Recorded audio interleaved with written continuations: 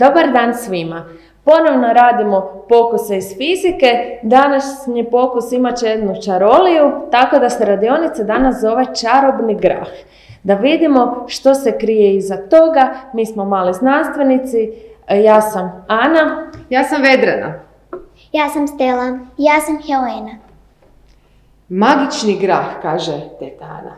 Pa, cure, što se nalazi u ovoj kutiji? Grah. Što vidimo unutra? To je grah. Zanimljivo. Pa, treba mi sada vaša pomoć. Kuglica. Koje boje ova kuglica? Srebrna.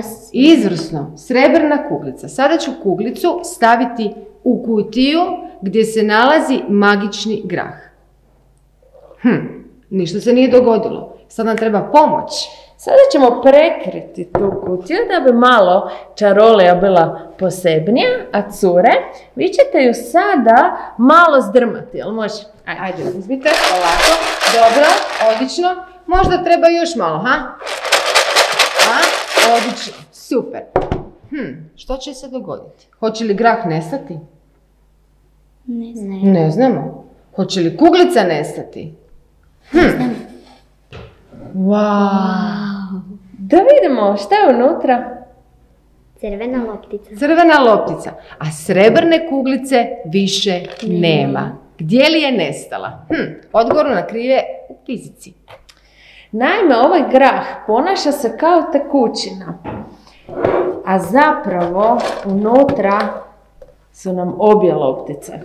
Samo što ova je od materijala koji ima veću gustoću, pa će kao i u tekućini potonuti na dno posude gdje je grah, a ova tu koja ima manju gustoću će isplivati na površinu.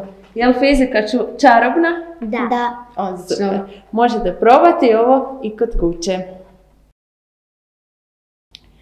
Ako želite raditi još pokusa iz fizike i tražite ideje koje bi tu pokuse napravili, možete doći u gradsku knjižnicu i posuditi neku od knjiga koje imaju znanstvenu tematiku, namijenjene su za djecu i upravo da bi radili pokuse. Želimo vam sreće u eksperimentiranju. A do sljedećeg puta i do sljedećih pokusa koje ćemo snimati za vas, neka znanost postane radost. Bok!